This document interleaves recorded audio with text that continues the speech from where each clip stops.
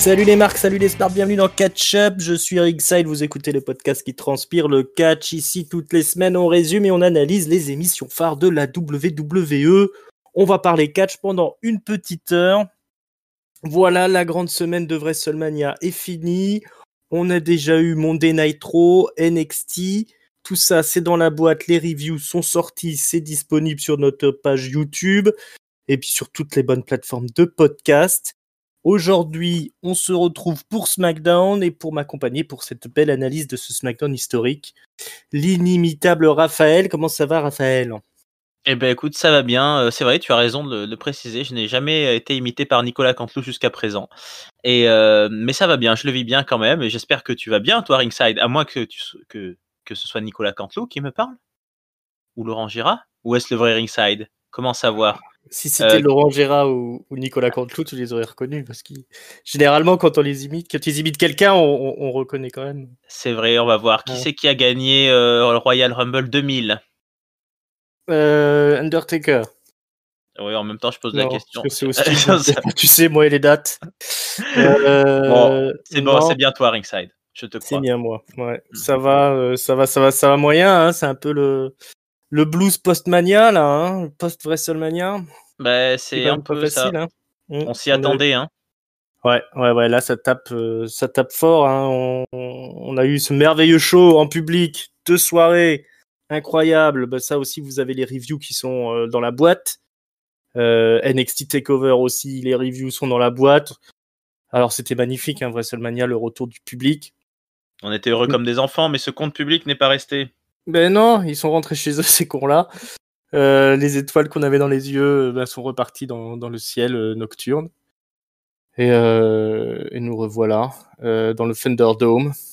Alors à SmackDown, on a un peu déménagé. On est sous Florida University. Je pense que c'était la même chose pour Monday Night Raw d'ailleurs. C'est ça. J'en suis même certain, désormais, puisque tu as acquiescé en plus.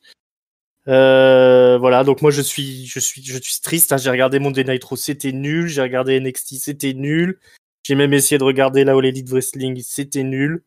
Oui, alors, ça n'a rien à voir, mais c'est normal, mais ça change pas, mais bon. Voilà, donc là je suis un peu au fond du gouffre. J'espère être sauvé par le merveilleux show bleu. C'est ce qu'on va voir. C'est ce qu'on va voir ensemble. Mais d'abord, il faut qu'on parle un peu des mauvaises nouvelles, parce qu'une mauvaise nouvelle n'arrive jamais seule. Ouais. Après WrestleMania, on était tous heureux. Ouais, c'est la charrette qui arrive. La charrette qui grince. Tu fais très bien la charrette qui grince. Hein. Et 10 personnes dans cette charrette quand même, donc c'est pas une petite charrette. Ouais. Son lot de superstars masculines et féminines, puisqu'on perd quand même la vétéran Mickie James, les Iconics Peyton Royce et Billie Kay, à ma grande tristesse. Chelsea Green, la rookie, qui aura fait un match à SmackDown, elle s'est cassé le bras, et puis on l'a plus jamais revu, on ne la reverra jamais. Kalisto et son chapeau qui traînait dans les couloirs, c'est fini aussi pour lui. Mojo Rawley, l'ami du Gronk, l'ancien gagnant du Memorial André The Giant Battle Royale, exit. Il rentre chez lui aussi. Bo Dallas, le frère de Bray Wyatt, il bolive plus, hein, il rentre chez lui aussi. Wesley Blake, un des derniers survivants des Forgotten Sons, ancien champion tag team d'NXT, il est viré aussi. Notre ami Tucky, l'ancien pote de Otis, il est viré. Mais surtout, Samoa Joe, la méga star, le vétéran, que j'avais vu à Paris, moi. J'adore ce catcheur. Il a terminé sa carrière en tant que commentateur. Il était commentateur à WrestleMania. C'est fini pour lui aussi. Bye bye Samoa Joe. Alors des rookies, des catcheurs qui étaient là depuis un moment, un peu mal exploités, des personnes qui étaient même en train d'être repackagées, des légendes qui s'en vont. Qu'est-ce que tu penses de tout ça, mon bon Raph ? Ah, c'est pas la charrette énorme, le camion remorque de l'année dernière, mais bon, de toute façon, on va quand même rester un peu humain et jamais s'enthousiasmer. Ça fait jamais plaisir que quelqu'un se fasse virés. On va dire qu'il y a ce que j'appellerais les profils types. Les profils types, pour moi, c'est ceux que ça fait très longtemps qu'on les a pas vus. Donc, typiquement, Bo Dallas, Mickey James, c'est Wesley assez... Blake. Wesley Blake, ouais, ça c'est assez... Mojo Rawley, c'est pareil, c'est assez classique.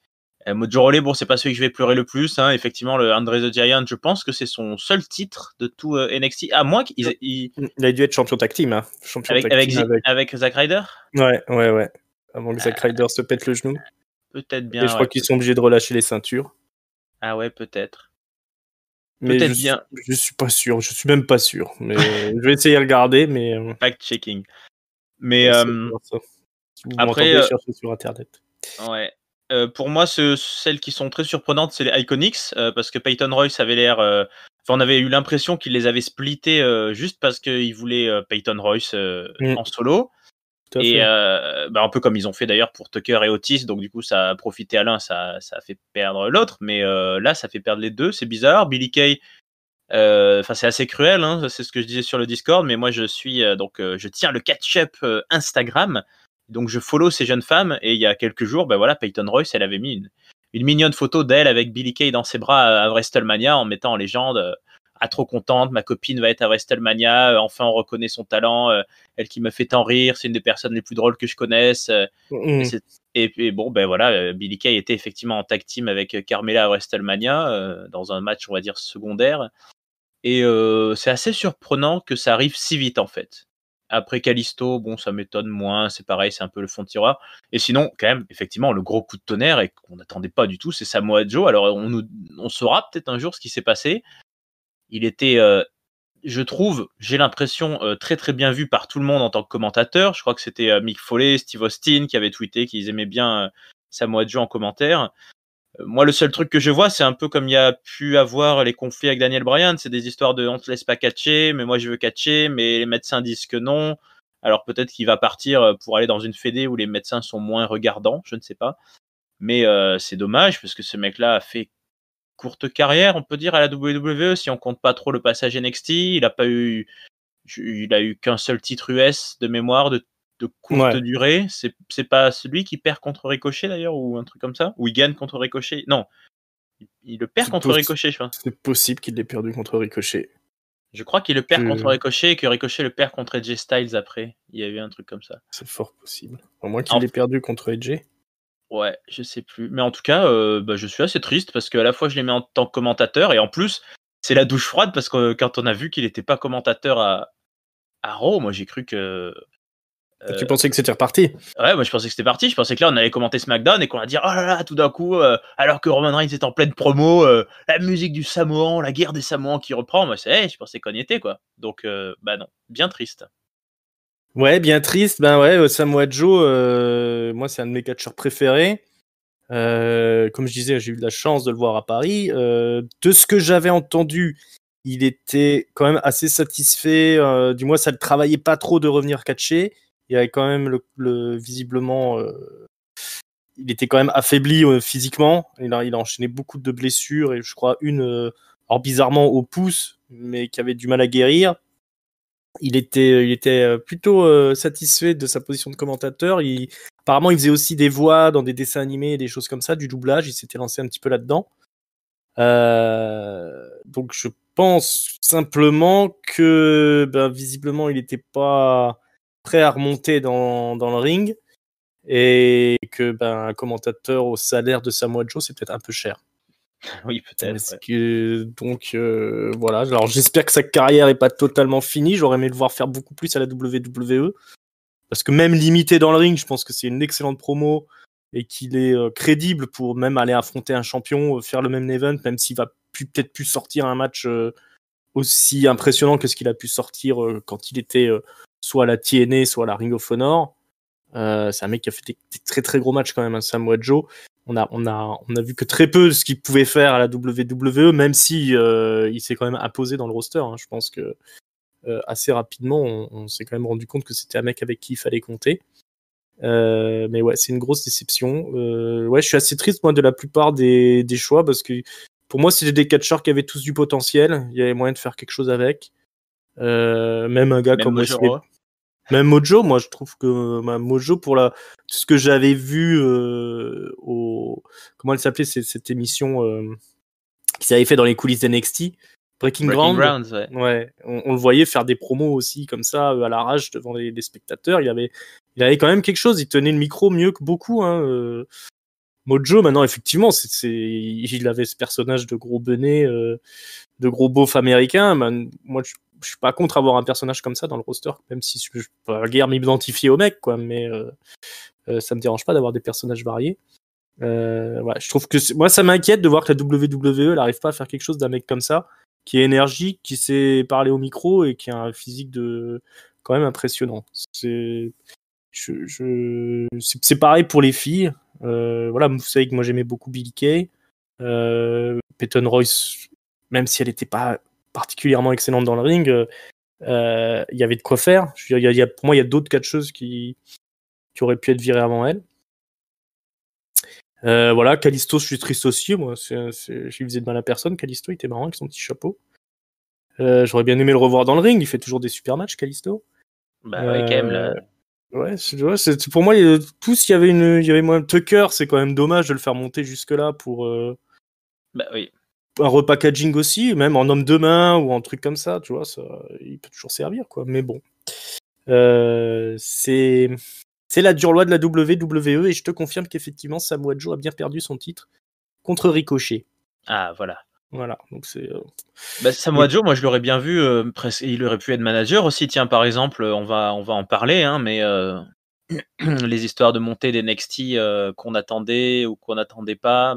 Enfin, en tout cas, il faut souvent un mec qui fait la transition. Il aurait pu. Moi, je me souviens Samoa Joe que des fois là, quand il se met en corporate, en costard cravate et qui tient le micro, il aurait pu faire un très bon manager de je ne sais pas quel tag team on aurait pu faire monter par exemple ou quel petit poulain on aurait pu faire Exactement.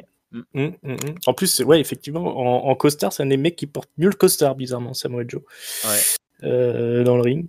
Moi, tu sais, on va en parler, mais il y a un truc que j'attendrais presque. Ça serait vraiment que Jimmy Uso revienne, mais pour casser la gueule un peu à son frère et à son cousin. Ouais. Et ça aurait été rigolo qu'il y ait Jimmy Uso et Samoa Joe d'un côté contre Roman Reigns et Jey Uso de l'autre, une vraie guerre fratricide. Bon, ouais, c'est vrai qu'ils n'ont jamais joué la carte du Samoa contre le Samoa. Enfin, je crois qu'ils se sont affrontés quand même. Si, Joe, mais il y a eu une période. Ils se sont affrontés. Je sais plus. Oui, ils ont dû s'affronter. Si, oui, ils ont eu une courte feud. Je me souviens notamment d'un pay-per-view que personne n'avait regardé, qui s'était très mal fini, qui finissait par un Roman Reigns contre Samoa Joe qui avait été très mauvais. Ça doit être un pay-per-view post-WrestleMania ou avant WrestleMania. C'est pas celui-là où les gens sont partis avant la fin ? Si, c'est celui-là, oui. Ah, c'est celui-là, ouais, d'accord. Ouais, c'était bizarre. Mais sinon, moi, je me souviens surtout de sa feud contre Brock Lesnar, qui était assez costaud au micro face à Paul Heyman, justement, quand il a menacé Paul Heyman là au creux de l'oreille, en lui chuchotant c'était magnifique ça. Ah, c'était beau de menacer des gens au creux de l'oreille. Ouais, il a fait des belles rivalités, mais qui n'ont jamais eu le match derrière qui faisait la différence. Je pense parce que peut-être qu'il est diminué physiquement, je ne sais pas. Voilà, Bo Dallas aussi qui s'en va. Bon, Bo Dallas, ils auront fait ce qu'ils ont pu avec lui. Je pense que la grosse erreur qu'ils ont fait avec Bo Dallas, c'est de le faire débarquer directement avec son gimmick de Bolive là, parce que c'était à NXT, ils avaient bien joué parce qu'il était face et les gens l'aimaient pas. Et du coup, il s'est transformé en ce heel qui disait les gens m'acclament, ils sont pas en train de me huer, ils font pas bouh, mais ils font beau. Et puis voilà, il est devenu un petit peu un espèce de gourou de la positive attitude là. Mais par contre, à Raw, il est arrivé directement avec ce gimmick et forcément, il est passé pour un clown tout de suite. Et puis derrière, il s'est rien passé à part du comedy wrestling. Mais il y a peut-être moyen de faire autre chose quand même avec lui, je ne sais pas. Ils ont jamais joué non plus la carte du frère avec Bray Wyatt. Ouais, voilà, c'était ce qu'ils auraient pu faire en ultime opportunité. C'est ça. Bon, bah écoute, hein, tant pis. Après, c'est peut-être des gens aussi qui sont pas faciles à gérer backstage. Hein. J'avais déjà entendu des trucs sur Bo Dallas qui étaient pas. Comme quoi il avait un peu le melon. Ah, peut-être. Donc voilà, c'était la nouvelle triste de la semaine. On dit au revoir à Mickey James aussi. Bon, ça, c'est pas trop étonnant non plus. Ouais, ils ont pu faire une fête de retraite, mais bon. Ouais, c'est vrai. Chelsea Green aussi, qu'est-ce que ça veut dire ça ? Il l'embauche pour la virer derrière ? Ils n'auront jamais rien fait avec. Triste. Voilà, bon bah allez, on va vers SmackDown quand même. Voilà. Hein, il faut on ravale notre tristesse. C'est ça, on était le 16 avril, on était au Thunderdome, donc au South Florida University, désormais. On démarre par un package vidéo, évidemment, qui nous résume le main event de WrestleMania, avec ce Samoa Joe, pas du tout, Roman Reigns plutôt, j'arrive pas à me sortir Samoa Joe de la tête. Roman Reigns, donc, qui a défait Daniel Bryan et Edge. Spoiler, on ne les verra pas ce soir, hein, Edge et Bryan. Donc voilà, il est victorieux, Roman Reigns.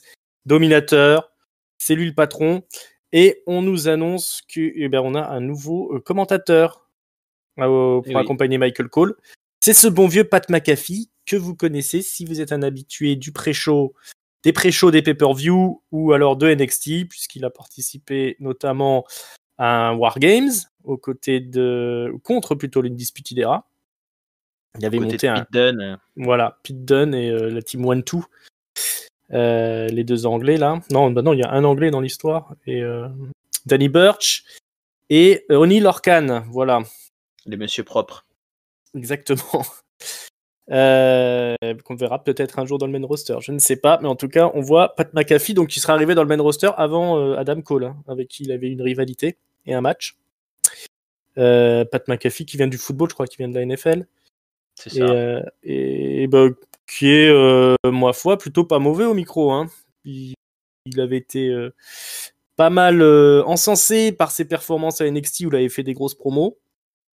Donc le voilà à la place qui est judicieuse pour lui, je pense. Je sais pas, est-ce que toi, il t'a dérangé pendant l'émission ? Là, pendant l'émission, moi, je l'ai trouvé plutôt bon. On est d'accord. Alors, il faut voir comment ça tiendra sur long terme, parce que là, j'ai trouvé qu'il a beaucoup joué la carte du mec content d'être là pour son premier soir. Et il a eu plusieurs fois des moments où il dit « Oh, tiens, c'est incroyable de voir ça sous mes yeux. » Bon, ça, il pourra pas le faire pendant des mois. Mais c'était plutôt rigolo. Il était souvent debout. Il était assez pris dans l'action. Mais j'avais un peu peur, parce que moi, j'avais pas été très, très fan des promos à NXT. J'avais trouvé que c'était très... c'était vraiment de la cheap heel. Je sais plus ce qu'il disait dans le détail, mais en gros, le truc classique. Ah, les fans, vous êtes tous des cons, et puis tout le monde est mauvais, et moi, je suis bon. Bon, c'était un peu facile. Là, c'est pas mal, c'était bien. Bonne surprise. Ouais, voilà un mec qui a sa place, et je pense que c'est bien de voir que deux commentateurs. À SmackDown, je trouve que ça fonctionne beaucoup mieux qu'à Raw, où il y a trois mecs, généralement, il y en a toujours un qui parle pas trop, ou...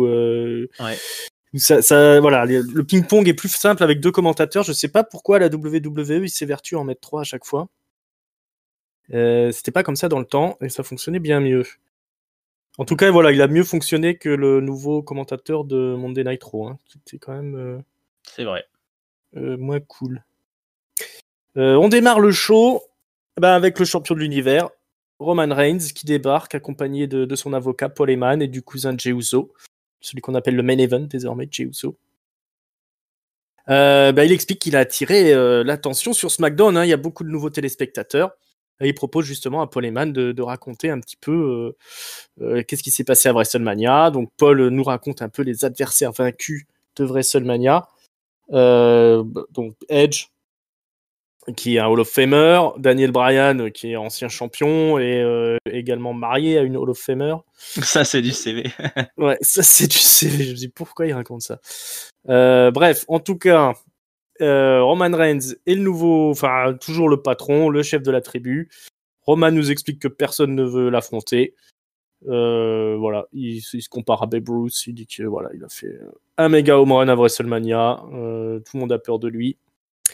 Eh ben non, tout le monde n'a pas peur de lui, puisque la musique de Cesaro démarre plutôt, et c'est le Suisse qui débarque plutôt en costume, toujours un peu mal taillé.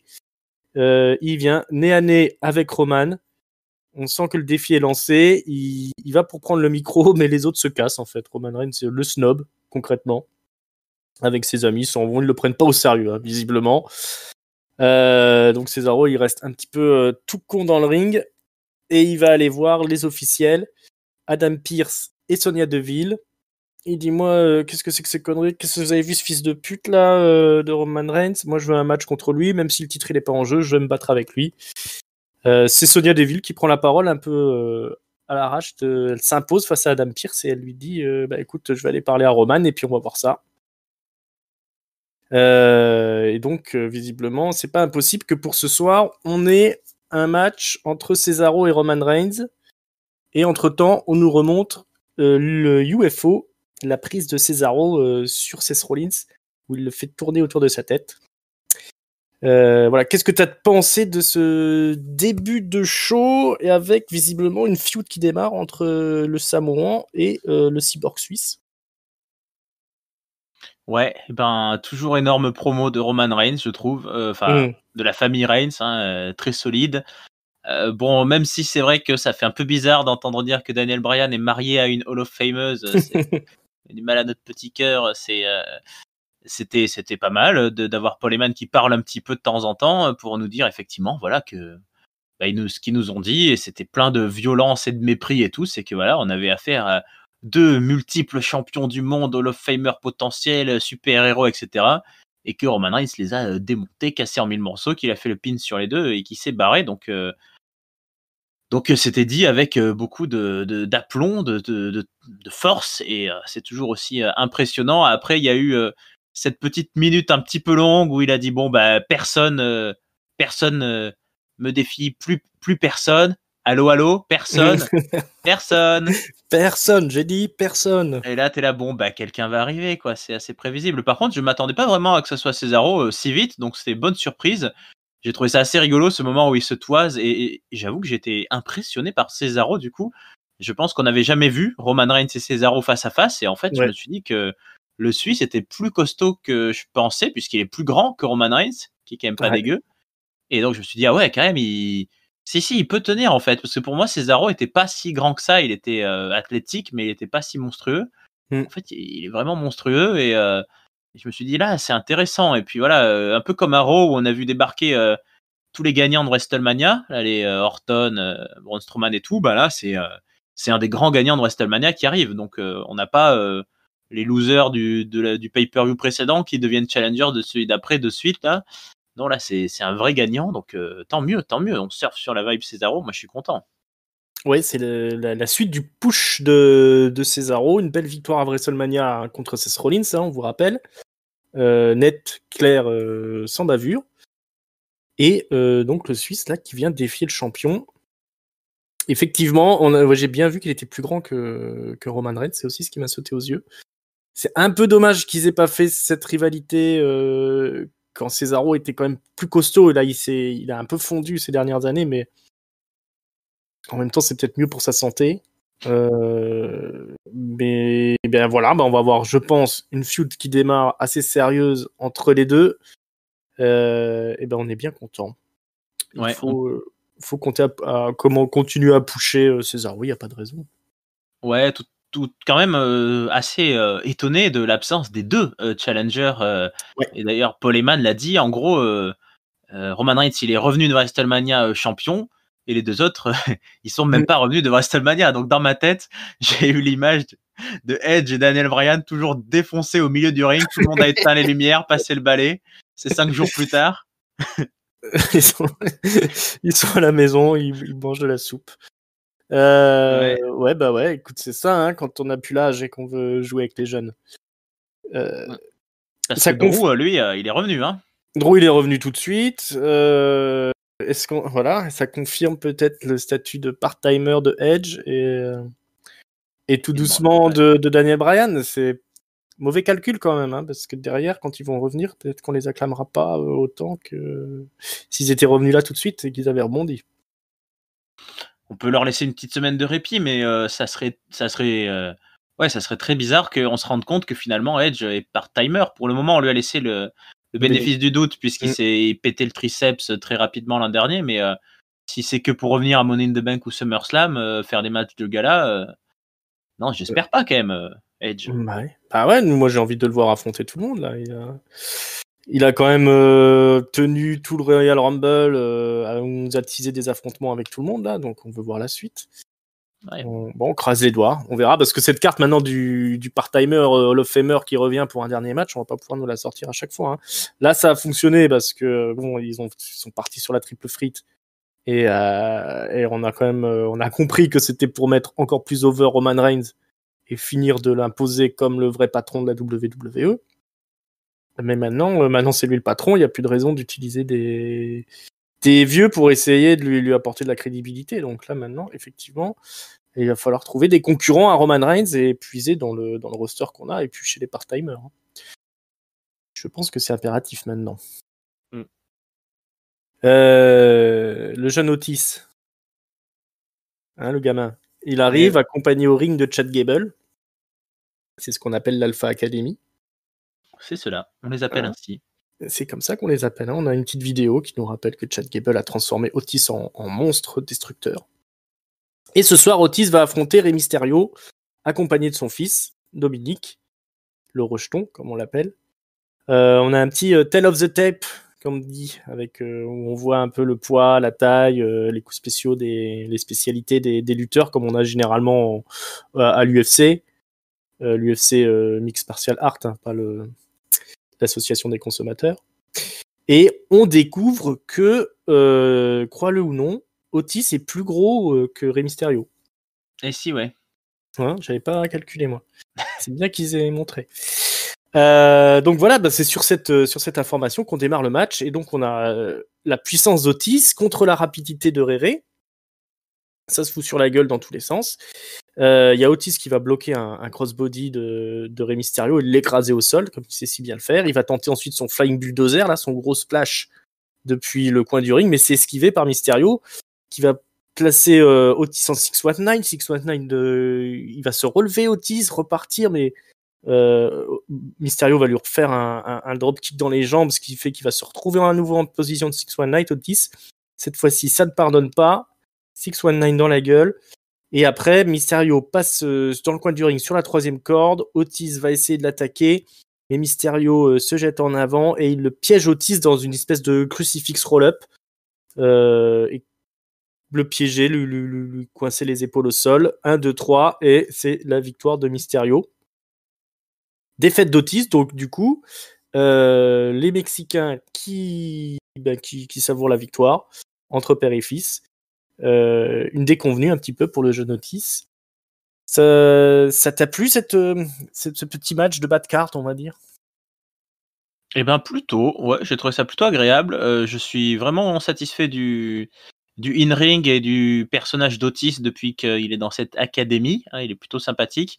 Ouais. Et je trouve le scénario du match qui était relativement court plutôt bien fait, c'est-à-dire que Rey Mysterio a gagné plutôt à la vétérane. Il a pas pu faire son splash qui suit le 619, et bien il a transformé en autre chose. Et Otis, qui a encore un peu ce rôle de jeune rookie un peu mal dégrossi, il s'est fait prendre dans le piège.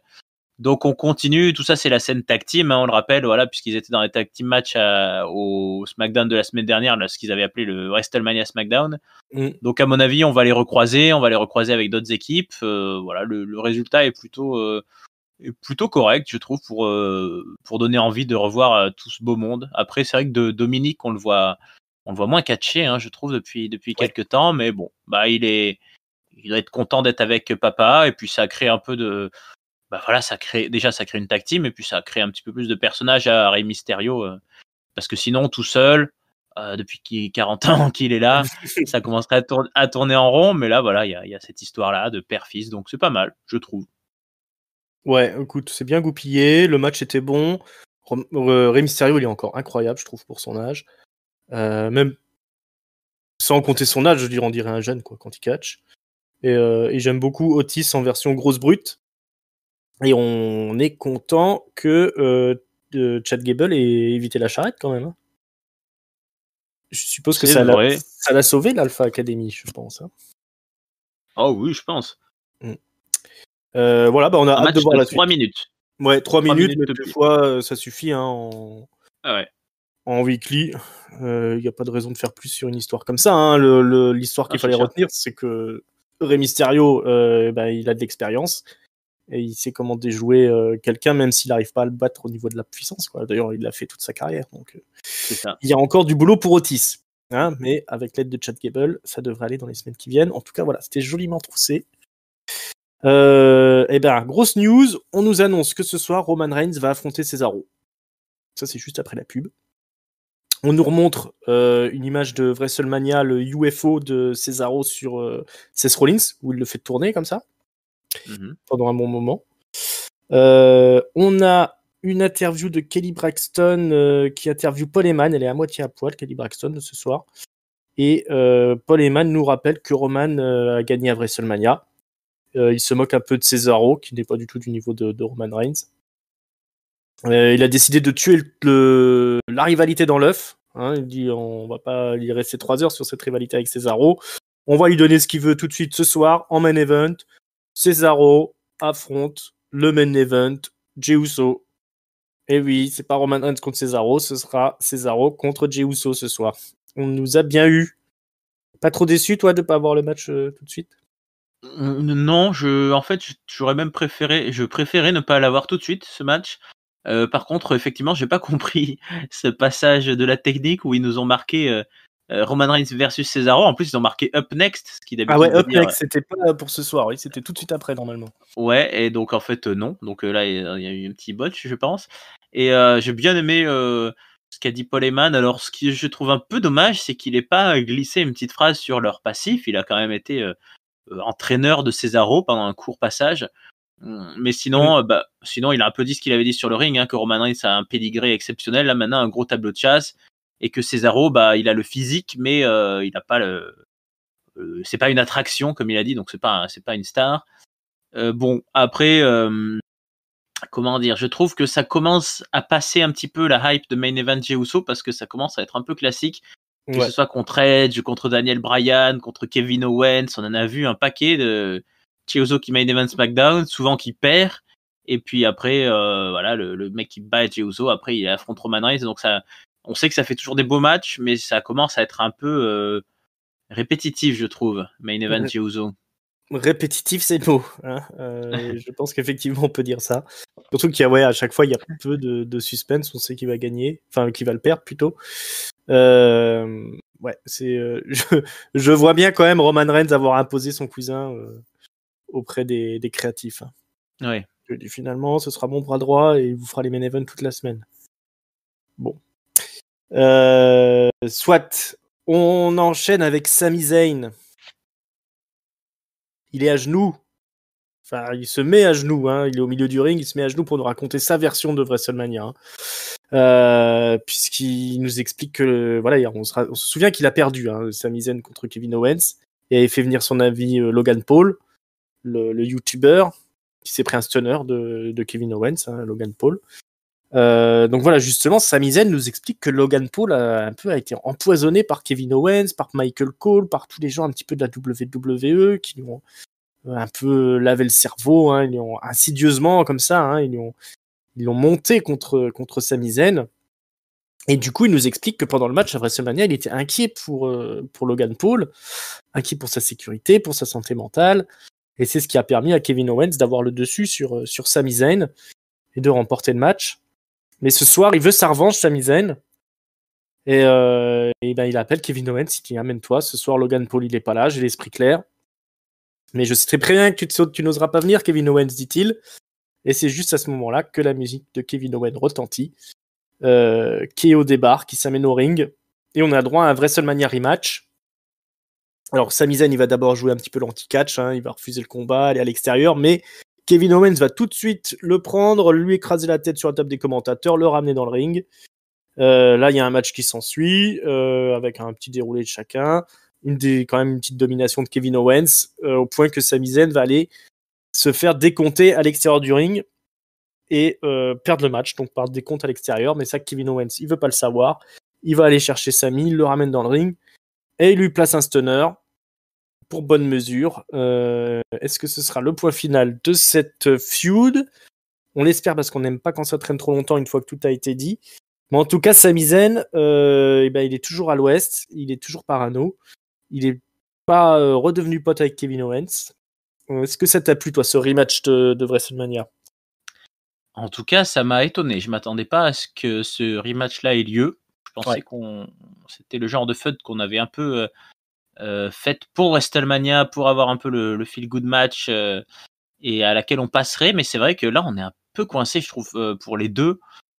Déjà parce que Kevin Owens, lui, c'est un main event matériel, mais il a quand même passé tout l'hiver contre Roman Reigns, donc on est un peu bloqué. Sami Zayn, c'est pareil, hein, est un peu bloqué. Le titre intercontinental, c'est parti sur autre chose.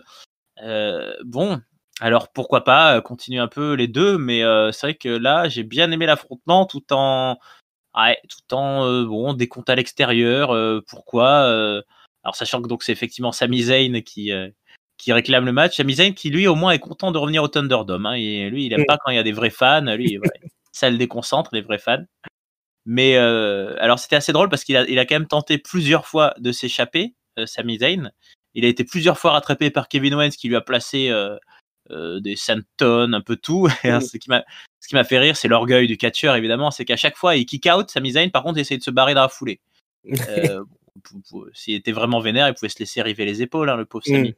Mais ben oui, ça m'a un peu fait penser à le stunner sur Logan Paul. Là, il y a un nouveau stunner. C'est un peu j'ai l'impression que le stunner est un peu le truc facile pour que la foule pop et puis hop, on est content sur le segment. Alors qu'au final, on ne sait pas trop ce qui s'est passé. Bon, voilà. Bon, Kevin Owens, il est un peu en mode bon, bah, j'aime bien me battre, alors je vais me battre et puis à la fin, je m'en vais. C'est un peu transition, je trouve, fait de transition. Je sais pas, à moins qu'on aille vers une stipulation, quelque chose. D'ailleurs, notons que autant à Raw, on a un peu préparé le prochain pay-per-view, autant là, on l'a jamais mentionné, le prochain pay-per-view. Donc, on build rien, là. Hein. Non, on sent que c'est un peu encore les retombées de WrestleMania. Alors, c'est vrai que le prochain pay-per-view, du coup, c'est Backlash, qui est renommé WrestleMania Backlash. En plus. Donc, théoriquement, le thème du pay-per-view, ça va être les matchs revanche un peu de WrestleMania. Si je pense, ça me paraît logique. Bah, ça semble être ça. Ça rappelle comment ça s'appelait pendant longtemps, il y avait un pay-per-view juste après WrestleMania. C'était ça. C'était Backlash, hein, si je dis pas de bêtises. C'était Backlash. Il n'y avait pas un truc qui s'appelait Vengeance Day ou quelque chose comme ça. Peut-être, je sais plus. Je sais plus. Mais je sais que généralement, le pay-per-view qui suit WrestleMania, on a souvent ceux qui n'ont pas eu trop de temps à WrestleMania qui se rattrapent en faisant des gros matchs. Donc généralement, c'est toujours un petit peu de qualité. J'espère que ce sera le cas cette année. On verra bien. Après, là, la donne est différente parce qu'à WrestleMania, évidemment, on avait le public. On l'aura pas là. Du moins, je pense pas. Je pense pas. Ça me paraît difficile. Donc ce match-là, ça peut s'inscrire dans la thématique du pay-per-view. Ils sont un peu incapables de faire des mauvais matchs, les deux là ensemble, je pense. C'est déjà ça. Hein, c'était quand même cool cet affrontement ce soir, même si c'était un peu du rap, quoi. On avait déjà été bien rassasiés à WrestleMania, même si beaucoup sont restés sur leur fin, par rapport à cet affrontement à Zayn et Owens, parce que les gens en attendaient peut-être beaucoup trop. Voilà, on va voir si les deux là restent encore face à face ou si on va les orienter vers d'autres. En tout cas, ils sont bon, même si moi j'ai un peu des réserves sur Kevin Owens en babyface, ils sont quand même excellents l'un comme l'autre. Hein. En particulier Zayn qui est toujours extrêmement bon là dans son personnage de psychopathe paranoïaque. Là. Bah, ils sont très bons et honnêtement, finalement, voilà, si on se dit que c'est un peu bouché partout ailleurs. Faute de mieux, c'est très bien de les foutre l'un sur la gueule pendant quelques semaines. Par contre, si on part sur une feud qui dure un petit peu, et on peut, avec un peu plus d'intensité, hein, on peut. Comme tu disais, une gimmick. Mais il faudrait une victoire de Sami Zayn, moi je trouve. Hein. C'est lui qui en manque de victoire. Enfin, Kevin Owens, il a passé l'hiver à perdre contre Roman Reigns, mais il a gagné à WrestleMania, il apparaît assez fort. Là, je trouve que Sami Zayn, par exemple, sur le match de ce soir, il a quand même bien dérouillé, bien été pris par Kevin Owens. Donc, il faudrait qu'il arrive à tirer à un moment donné son épingle du jeu, à avoir une vraie victoire référence, je trouve. Et puis donnez-lui la mallette du Money in the Bank. Ah, mais ça serait parfait, extraordinaire. Hein, alors là, parce dans cette gimmick-là, parfait. Ouais, parfait. Hein, et en plus, ces deux-là, il faut qu'ils montent dans le main event. On a besoin de les voir au-dessus, quoi, et puis de laisser de la place pour les gens en dessous à faire des feuds sans importance. Eux, il faut qu'ils soient en haut de l'affiche, l'un comme l'autre. Voilà, on croise les doigts pour que ça se fasse. En attendant, on nous remontre un passage de WrestleMania. Je ne sais pas si ça t'a marqué toi. C'est un des passages les plus impressionnants. C'est le UFO de Cesaro sur Seth Rollins. Ouais, c'est impressionnant. Ouais. Il le fait tourner comme ça, sans les mains. Incroyable. Apollo Crews, notre nouveau champion intercontinental. Je suis très content. C'est le vrai champion. Il avait déjà battu plusieurs fois Biggie. Le nouvel africain. Voilà, c'est ça. Hein, il est désormais nigérian. Il nous présente son carte du corps, un parfait inconnu qui se nomme en fait Commandeur Aziz alors. Ouais. Je savais pas du tout qui était ce personnage. Est-ce qu'on a des nouvelles de Babatonda ou comment il s'appelait celui qui était dans Raw Underground là? Dabakoto, bah je sais pas. Il s'est pas fait virer. Il est dans la charrette, je crois. Il y avait pas un mec qui s'appelait Babatunde aussi au Greatest Royal Rumble. Ouais. C'est vrai ça, celui-là, ils l'ont pas viré non plus. Bon, je sais pas pourquoi je parle de ça. En tout cas, voilà, Apollo Crews, il est content. Il explique que Biggie est pas là ce soir, mais c'est normal vu ce qui s'est passé avec donc ce nouvel venu là, ce parfait inconnu, Commandeur Aziz. Voilà, il est content, hein, Apollo Crews. Il donnerait bien un rematch à Biggie, voilà, mais Biggie n'est pas là. Tu l'aimes bien toi, Apollo, en version nigérian et avec son nouveau comparse là? Moi j'aime beaucoup Apollo Crews Hill, là je suis assez fan, j'aime bien la gimmick, j'aime bien le... Voilà, c'est tout con, mais moi ça marche sur moi qui en plus suis un peu... J'aime bien les voyages, les pays, les cultures, alors évidemment c'est à l'américaine, c'est caricaturé, mais voilà, que le mec prenne une identité un peu plus raciale, et puis c'est pas n'importe quoi, enfin je veux dire le Nigeria c'est quand même un pays qui est en train visiblement d'exploser un peu en sport, hein. Moi je suis pas trop les sports, mais... Donc déjà, il y a Omos, qui est nigérian aussi, champion tag team à Raw. Et puis, j'ai vu passer un truc sur Instagram, je crois qu'en boxe ou en UFC, justement, ou en MMA, il y a plusieurs Nigérians. Mais voilà, c'est pas, ils n'ont pas sorti la gimmick d'un Allemand ou d'un Français ou d'un des 4-5 pays principaux du monde. C'est le Nigeria. Je pense que pour beaucoup d'Américains, ils savent même pas le placer sur une carte. Pour beaucoup de Français aussi, je pense. Et même moi, je pense sur une carte vierge de l'Afrique avec juste les frontières, je suis pas serein. Donc c'est rigolo. Après, ça me fait rire, c'est l'accent. Alors je sais pas si c'est sa vraie voix qu'il a repris ou s'il force l'accent, évidemment. Ça, là, on se croirait un peu, là, on entendrait les esclaves noirs dans les films de Tarantino qui parlent. Là, c'est vrai que ça surjoue bien l'accent africain, mais je suis intéressé par ce duo. Je trouve qu'il y a le décorum, il y a les costumes, il y a l'ambiance, il y a le physique. Et voilà, après, c'est vrai que par contre, le nom me paraît un peu bizarre. Aziz, moi, j'aurais vu ça pas du tout nigérian, mais plutôt maghrébin, je ne sais pas, comme nom. Mais bon, commandeur Aziz. Après, il a la classe, hein, il est costaud, il a les médailles. Ouais. C'est vrai, c'est parfait pour commencer, ça, ce job de garde du corps là, de Biggie. C'est quand même un gros... De Apollo. De Apollo, oh là là. C'est mieux que Retribution, comme rôle. Ah ben ouais, même si Retribution, il y avait du potentiel, mais non, c'est un truc qui fonctionne hein, sur Apollo Crews. Ouais, l'accent, écoute, il y avait le Black Panther, si tu regardes les VO des Avengers, du film Black Panther, il prenait aussi un accent qui était un petit peu caricatural, mais ça fonctionne. Et n'oublions pas qu'il y a, allez, je vais dire 2 mois peut-être, on avait vu Apollo prendre conseil dans le fauteuil de Roman Reigns, hein, discretos, donc il a peut-être pris des bonnes leçons aussi. Hein. C'est ça, je crois qu'il a eu la chance d'être migré à SmackDown, Apollo, de rester près de Paul Heyman qui avait des gros projets pour lui et qui a dû lui donner les conseils qu'il faut pour un peu exploser à l'écran, qu'il n'avait pas su faire depuis qu'il était arrivé, où c'était une endive un petit peu Apollo. Moi je suis très content de le voir exploser comme ça, surtout je le trouve super fun. Mais du coup effectivement il a un peu piqué la vedette à Biggie qui était parti pour son méga push. C'est pas grave. Ouais, on attend le retour de Biggie qui va sûrement se venger et démonter le grand Aziz, là, hein, si c'est possible. Ben, tu vois, moi j'étais presque, suite à WrestleMania, je me serais presque dit, c'est un peu raté pour Biggie là. Moi j'aurais reformé le New Day à 3 quelques temps, quitte à lui redonner un push dans un an, je sais pas, ou 6 mois.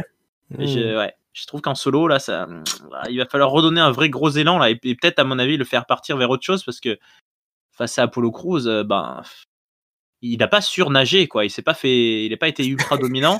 C'est quand même dingue de se dire que c'est Apollo Crews qui a réussi à enterrer Biggie quoi. Ouais. Donc c'est assez étrange. Alors après, effectivement, je suis comme toi, je suis très content. Ça me fait un peu penser d'ailleurs à Sami Zayn, hein, qui a été très fade aussi en babyface low quart d'heure pendant longtemps, et qui a explosé en faisant un heel turn. Donc pour Biggie, il peut toujours avoir un gros projet, il peut toujours Biggie contre Roman Reigns à SummerSlam ou un truc comme ça, c'est toujours possible, mais il va falloir plus bosser que ce qu'on pouvait croire. Ouais, effectivement, ça va pas venir tout seul. Et il y a de la concurrence à SmackDown, hein, il y a beaucoup de bons talents.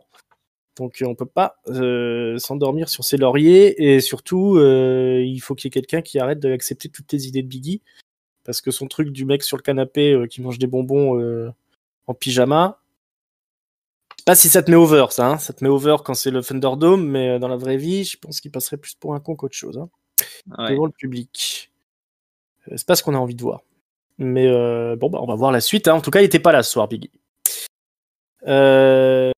Alors, c'est le moment de passer un extrait de WrestleMania. C'est le UFO de Cesaro sur Seth Rollins, où il le fait tourner comme ça, sans les mains. Ah oui, c'est impressionnant ça. C'est impressionnant, hein. C'était un grand moment, un des plus impressionnants, ils disent, qu'on ait vu à WrestleMania. Les Street Profits. Ils nous avaient manqué à WrestleMania, ceux-là. Ça c'était bien, ouais. Et ils sont là pour la Bianca Belair Victory Party, hein, puisqu'on sait que Montez Ford, c'est le petit ami de Bianca Belair. Bianca Belair est votre nouvelle championne de SmackDown. Elle a battu Sasha Banks à WrestleMania. Donc, on sait que ce soir, il nous explique, les Street Profits, on est content parce qu'on va affronter les Dirty Dogs, on va récupérer nos titres de champion tag team, hein, de SmackDown. On rappelle que les Dirty Dogs, c'est les champions Ziggler et Bobby Roode. Robert Roode, comme on l'appelle de nos jours. Mais ils disent d'abord, on est venu pour célébrer la victoire de Bianca Belair, votre nouvelle championne de SmackDown, celle qui a brisé le plafond de verre du show bleu. On a un petit paquet de vidéos qui nous montre les grands moments de l'affrontement entre Sasha et Bianca. On ne voit pas de UFO dans ce package-là. Ensuite, nos deux comparses, hein, ils accueillent Bianca Belair. Elle est très distinguée ce soir. Elle est heureuse. Elle remercie tout le monde. Elle remercie son homme. Tout le monde est content. Hormis Sasha Banks qu'on voit dans les coulisses. Elle porte les cicatrices du match. Là, elle a une grosse marque liée au gros coup de natte de la natte de ses cheveux, hein, de Bianca Belair. Elle a frappé Sasha Banks avec, comme elle sait si bien le faire. Et maintenant, Sasha Banks, elle a une grosse marque. Elle est pas contente. Et qu'est-ce que, il y a quelque chose à dire toi, sur cette séquence-là. C'est sympa de voir Bianca Belair fêter, mais il y a pas grand-chose quand même. Écoute, moi je l'ai trouvé vachement bien cette séquence. Alors effectivement, il n'y a pas grand-chose, ça fait pas avancer l'histoire, hein. C'est effectivement une célébration, mais moi je suis touché, ça m'a fait plaisir, j'ai trouvé ça sincère. Bianca très émue, Montez Ford qui est extraordinaire au micro, je trouve, qui a rendu hommage à sa femme comme il fallait, quoi, hein. Ça a démarré comme ça. Je pense que il y a beaucoup de femmes qui en veulent, hein, dans notre pauvre France. Quel hommage là, il utilise tout son talent d'orateur pour la mettre over. Et puis voilà. Après Bianca, c'est assez classique, hein. Elle a dit que voilà, ils ont volé le show. L'histoire classique, ne découragez jamais, ne croyez pas qu'il y ait des trucs impossibles. On peut toujours y arriver si on travaille dur. D'ailleurs, elle a été assez, j'ai trouvé, respectueuse de Sasha Banks en lui disant c'était à deux qu'on l'a fait ce main event, je pouvais pas le faire toute seule, mais bon, quand même, on reste compétitrice, hein, si t'as envie qu'on se batte, voilà, tu t'en reprendras une. Par contre, Sasha Banks, effectivement, elle est pas du tout dans le mood. On a fait le gros main event, on a volé la soirée, tout ça, hein. Elle vénère, très vénère, pas un mot, contrairement à celle qui arrive après, la Bayley, qui a peut-être un peu trop ouvert sa gueule, mais voilà, c'était une célébration émouvante, je trouve, méritée. Ouais, voilà, c'était une petite variation un peu. Bon, elle a pas encore de personnage bien défini, Bianca Belair, mais en tout cas, là, elle est championne et elle a joué la carte de la franchise. On peut casser le quai faible là, avec son amoureux et tout ça. Derrière, Sasha Banks qui est pas contente. Effectivement, moi, je trouve que c'est bien qu'elle soit pas là à dire on a volé le match, on a volé la soirée, show stealer et tout ça. Elle est vraiment énervée d'avoir perdu. Et effectivement, Bayley, j'en ai pas parlé, mais elle lance un challenge à Bianca Belair, hein. Ouais, quand même. Elle va venir chercher Bianca. Voilà, bam. On nous remonte ça entre deux.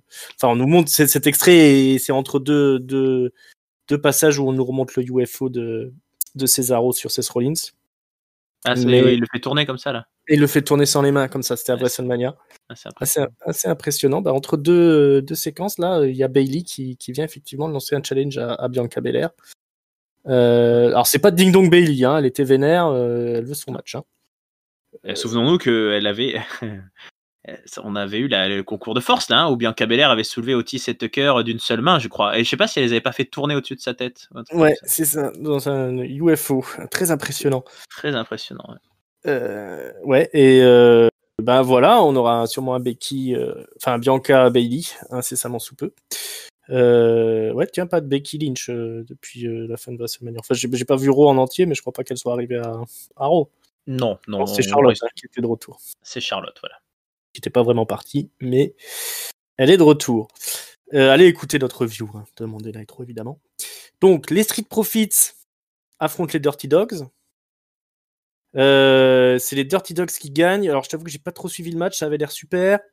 Ils ont triché les Dirty Dogs pour gagner ou pas Non, même pas. Même pas. Ah, ça, c'est même pas. moins bien, ça. C'était un bel affrontement, relativement clean. Oh, ils ont triché, c'est toujours pareil. C'est-à-dire qu'il y a un moment où ça a été un peu le bordel, où tout le monde s'est mis un peu sur la gueule de nos côtés. Et puis, qu'est-ce qui se passe exactement? C'est Robert Roode qui est en train qui fait un gros From the Heaven sur. C'est Montesford qui fait un gros splash là sur Robert Roode.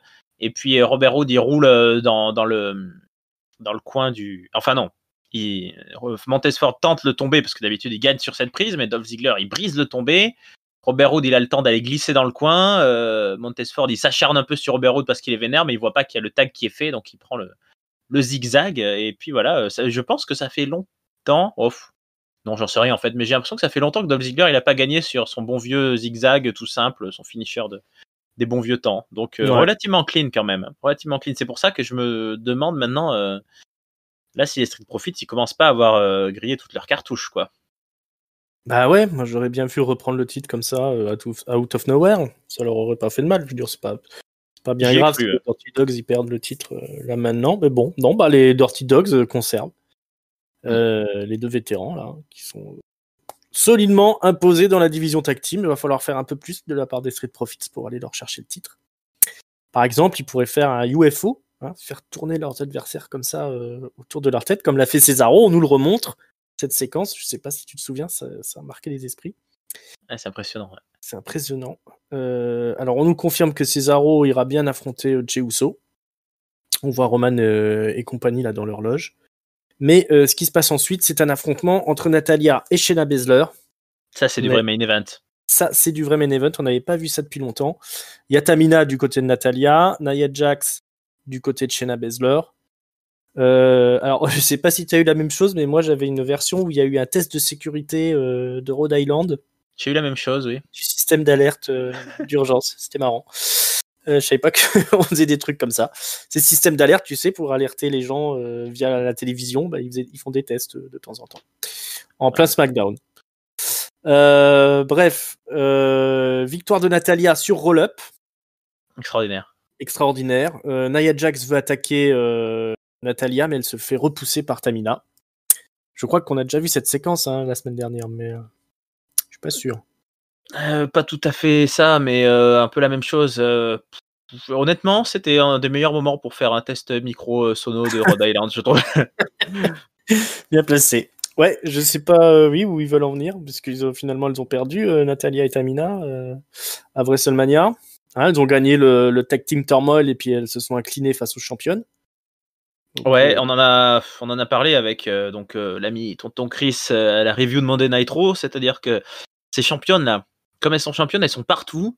Ouais. Mais on en bouffe, mais c'est pas voilà quoi. C'est-à-dire que là, à Raw, elles sont venues se foutre de la gueule de Mandy Rose et qui s'était cassé la gueule parce qu'elle avait glissé avec Nia Jax qui glisse au bord du ring, c'était très mal fait. Et là, j'ai trouvé pareil que le segment où Nia Jax, elle voit Shayna Baszler qui est en train d'être prise dans le sharpshooter, donc elle monte sur le rebord du ring et puis elle reste là, un peu comme un poteau là. Nia Jax, il la fout partout à l'écran et je sais pas, c'est un peu pour se foutre de sa gueule, pour lui faire des segments pourris, mais c'est pas terrible quoi, je trouve. Dans Lighting là, elle est restée là, je pense bien 30 secondes sur le bord du ring, mais on a l'impression qu'elle parlait ni à l'arbitre ni à.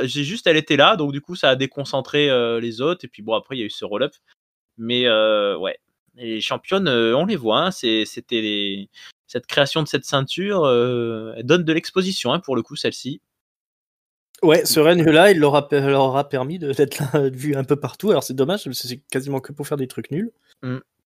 C'est la low card, hein. C'est une ceinture de low card, je sais pas. Il n'y a pas vraiment d'évolution, que ce soit du côté de Nia Jax ou de Shayna Baszler, dans le bon sens. Ça régresse même plutôt.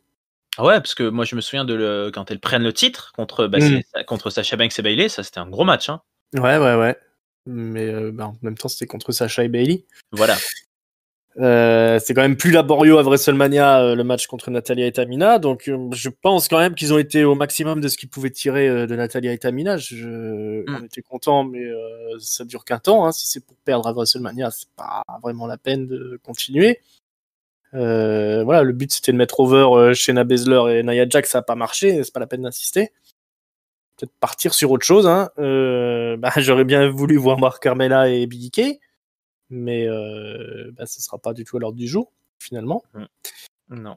Donc non, c'est vraiment ça, c'est mal joué. Hein. Il faut on veut un peu du sang neuf là, on veut des trucs nouveaux. Hein. Dans cette division tag team, c'est pas du tout satisfaisant. Non. Tiens, je sais pas si tu te souviens à WrestleMania, il y a Cesaro qui fait tourner Rollins autour de lui, ça s'appelle le UFO. Ouais, c'est comme l'OVNI. Comme l'OVNI. Il s'est pris pour Joe là. C'était impressionnant en vrai. Impressionnant, ouais. Roman Reigns dans sa loge. Il y a Jey Uso qui fait une promo. C'est l'heure de Jey Uso de faire la promo. Il dit dis donc Cesaro, tu fais le malin, mais ton UFO là, tu sais le faire sans tes dents. Hein, si je te fais bouffer tes dents, t'arriveras à le faire tourner au-dessus de ta tête sans tes mains là. Tu vas voir pourquoi on m'appelle le main event. Et Roman Reigns, genre j'écris, on va te monter. Il nous dit Roman, mais j'ai dû me tromper.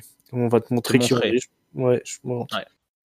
Et voilà, donc Roman Reigns face caméra aussi, hein, qui met un peu le point final à la discussion. Extraordinaire. Ouais. Avant qu'on nous remontre évidemment le UFO de Cesaro sur Seth Rollins, en nous disant faites bien attention à écouter le son de Seth Rollins. Ah oui, Seth Rollins il fait impressionnant. Jey Uso contre Cesaro, c'est l'heure du main event. Donc évidemment ça se fout joyeusement sur la gueule. On a un joli springboard cross-screw uppercut de Cesaro pour le compte de 2. Un peu plus tard, un side slam neckbreaker pour le compte de 2 aussi de la part de Jey Uso. Je sais pas du tout si c'est le bon nom des prises, hein, c'est moi qui invente. Cesaro va faire le swing sur Jey Uso. Il va ensuite lancer un tornado clothesline pour le compte de 2. Et alors je crois que c'est alors qu'il est en train de tenter le swing qu'il y a Seth Rollins qui débarque pour l'attaquer. Oui, c'est dans l'autre sens. Il fait la clothesline d'abord, effectivement. C'est ça. J'ai pas mis les choses dans l'ordre. Donc voilà, pendant le swing, Seth Rollins, contre toute attente, Seth Rollins débarque. Il vient attaquer Cesaro. Il a pas du tout digéré la défaite de WrestleMania. C'est la disqualification de Jey Uso, forcément. Et voilà, c'est pas terminé entre Rollins et Cesaro. C'est ce que nous explique Rollins sous le Titantron. Là, il fulmine de colère. Et c'est là-dessus que se termine le show. Le retour inattendu de Seth Rollins qui n'était pas vraiment parti, mais qui en a pas fini avec Cesaro. Convaincu par ce main event? Oui, alors plusieurs points. Déjà 10 minutes 20, donc c'était un main event court, mais correct. Moi, j'ai trouvé que le match était plaisant. De toute façon, on l'a dit, hein, c'est le problème de Jey Uso en main event, c'est pas que les matchs sont mauvais, c'est que c'est un peu toujours la même chose. Il est là toutes les semaines, tout le monde fait un gros match, tout le monde fait des belles prises, que ça soit Daniel Bryan, Kevin Owens ou tout ce que tu veux, mais le finish est un peu... bon là c'était une disqualification, mais Cesaro avait quand même pris le dessus. Il y a eu des beaux moves, hein, comme tu les as décrits, dans le Samoan Drop d'un côté, Cesaro qui fait gut wrench suplex depuis le turnbuckle. Effectivement, les uppercuts, il les fait dans un sens, dans l'autre, il tourne sur lui-même. Rollins s'est apparu dès qu'il y a eu le swing. Ça faisait vraiment très... genre le mec, il supporte plus de voir ça. C'est vraiment... Voilà. Et par contre, petit souci technique, hein, c'est que Rollins il part sur la rampe là, il commence à gueuler et puis hop on nous fout les ralentis. Donc Rollins était en train de dire ouais Cesaro c'est pas et hop on revoit les ralentis du match et du coup après il a repris sa phrase c'est pas fini tant que c'est pas moi qui ai dit que c'était fini. Et retour un peu inattendu parce que on pouvait s'attendre à ce que Rollins traîne dans les parages, mais on a eu tellement de no-show cette semaine des perdants. C'est vrai que c'est une semaine lourde pour les perdants. On n'a pas vu Bryan, on n'a pas vu Edge, on n'a pas vu Biggie. Alors il y a des gagnants qu'on n'a pas vu non plus d'ailleurs. À Raw, on n'a plutôt pas vu des gagnants puisqu'on n'a pas vu Sheamus, on n'a pas vu Omos et tout ça. Mais voilà, il y a des absents cette semaine. Et Rollins aurait pu faire partir de ces absents-là. Moi, je pensais qu'on allait peut-être pas le voir pendant quelques semaines si Cesaro devenait un adversaire de Roman Reigns. Donc là, je trouve que par contre, ça devient très intéressant parce que Cesaro, il a quand même lancé là des pistes quoi pour une feud contre Reigns. Donc je pense qu'on va la voir cette feud. Mais par contre, il a encore Rollins qui le traîne en arrière en lui disant attends, c'est pas fini. Donc putain, il va avoir de quoi bouffer Cesaro pendant les prochaines semaines. Là, je suis pas inquiet, on va le voir catcher. Étonné par contre effectivement que Reigns, Jey Uso, rien quoi. Ils ont une fois qu'il y a eu Rollins qui est passé, ça a fini le show. Rollins très beau, très classe, très beau costume. Donc je suis assez intrigué de voir là Cesaro, ils ont l'air de lui donner une grosse adversité. Et tant mieux. Mais je suis curieux de voir ce que ça va donner. Est-ce qu'on va avoir une sorte de ça aussi ennemi commun? Est-ce que ça fait des amis? Est-ce que on va voir Rollins et Reigns se rapprocher? Ça m'intrigue aussi. Ouais, les anciens du Shield. Voilà, avec le troisième autre con là dont on ne se souvient plus le nom. Il y avait un troisième? Ouais, mais c'est pas celui qui est mort? Non, il est toujours vivant lui, je sais plus. Bon, on va savoir. Si, le mari de René Young. De la Hall of Fame, ouais. de Brie Bella. Comment il s'appelait Raymond Young, un truc comme ça. Alors Cesaro contre Rollins et contre Roman Reigns en même temps. Et puis il faut qu'il ait une victoire face à Rollins. Ah bah ouais, il en a une déjà, ouais. Déjà une, il faut qu'il finisse de lui damer le pion pour aller dans le main event. De toute façon, il faut pas lâcher sur Cesaro, il faut continuer là, ça fonctionne. Le push. Il a fait un super match à WrestleMania. Il a eu ce WrestleMania moment avec une prise, je sais pas si tu connais le UFO, où il fait tourner son adversaire comme ça au-dessus de sa tête sans les mains. Ah ouais. À mon avis, ils auraient mieux fait, il ferait bien de la montrer encore une fois parce qu'elle était cool. Ouais, c'est vrai. Il a eu son feel good moment quoi. Voilà, il ne montre pas ça assez souvent. Donc voilà, il faut continuer. On va aller jusqu'au bout et voilà, s'il arrive à battre Seth Rollins, après il peut se casser les dents sur Roman Reigns. Ouais. Mais ça fait beaucoup de monde qui se casse les dents quand même sur Roman Reigns. Mais j'ai l'impression que Roman Reigns il va pas lâcher la ceinture tout de suite. Je le sens quand même parti pour un gros reign qu'il a jamais eu encore. Roman Reigns il a jamais gardé la ceinture bien longtemps. Mais là, je pense que vu la position qu'il a maintenant dans la WWE, après sa grosse victoire là, à Mania, à mon avis, il garde la ceinture jusqu'à l'année prochaine et il perd éventuellement sur un Money in the Bank, quoi. Ouais, ça, on va en discuter puisque nous avons eu des questions et réactions du public. Donc, on parlera de la question de notre ami Gilou qui nous a demandé justement quel est le meilleur pay-per-view pour envisager la perte de titre de Roman Reigns. Bah tiens, on va la traiter maintenant, si ça te dérange pas. Allons-y, avant de passer sur le mot de la fin, sinon le mot de la fin ne serait plus le mot de la fin. C'est ça, effectivement, Gilou, lui, il disait que pour lui, c'est Money in the Bank. Alors moi, là où je tempérais notre ami Gilou, c'est que moi, je pense que Roman Reigns peut être victime d'un cash-in, mais pour moi, il faut pas que ça soit la nuit du Money in the Bank. Moi, j'aime bien de temps en temps quand il y a un mec qui cash in la nuit même de sa victoire, comme justement Monsieur René Young, mais j'aime bien que pour moi c'est un peu comme gagner un King of the Ring, le Money in the Bank, ça fait partie de ta gimmick ensuite, donc c'est bien que les mecs les gardent quelques semaines pour faire les continue, excuse-moi, mais je ne sais pas ce que je t'expliquerai pourquoi. D'accord. Mais je veux dire, par exemple, moi, je trouvais ça vachement cool, Brock Lesnar qui faisait le malin avec sa mallette, le Miz quand il a sa mallette. Enfin voilà, pour moi, c'est cool d'avoir un porteur de mallette qui se balade avec sa mallette, qui fasse un peu peur. Alors, c'est pas toujours très bien fait. Ça, je suis d'accord. Mais quand le cash-in se fait le soir même, je trouve que du coup, après, tu dis, il faut encore une année avant qu'on ait un porteur de mallette. Donc moi, je sais pas quand est-ce que je vais voir Reigns perdre. Pour répondre à Gilou, j'ai envie de dire n'importe quel pay-per-view est bon pour faire perdre Roman Reigns, mais il faut qu'il y ait un gros vainqueur, il faut qu'il y ait un gros champion. Et puis, à mon avis, Roman Reigns a besoin d'un règne long. Mais c'est vrai que là, on dit ça, ça fait depuis SummerSlam, ça commence à être un bon règne long, quoi. À mon avis, moi, je suis pour qu'il boucle une année champion. Donc, tiens, par exemple, il pourrait perdre dans un Hell in a Cell ou sur un cash-in. Sami Zayn qui cash-in sur Roman Reigns. Moi, je trouvais ça rigolo, ouais. Ah, il survient à Hell in a Cell et puis Mm. il se fait cacher derrière. Par exemple.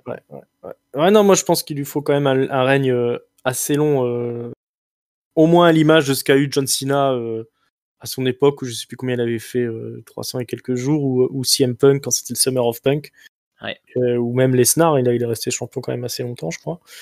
Il faut quand même ça pour l'imposer définitivement, puis je vois pas qui pourrait lui prendre la ceinture là à l'heure actuelle. Bah, c'est le problème.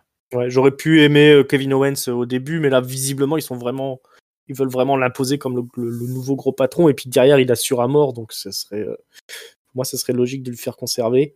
C'est un peu plus, tu vois, c'est un peu plus problématique par exemple avec McIntyre. On le voit tout de suite quand il perd le titre, ça entame quand même un petit peu l'image du personnage, quoi. Hein. Même si on est content d'avoir Bobby Lashley en champion, il est aussi vachement crédible.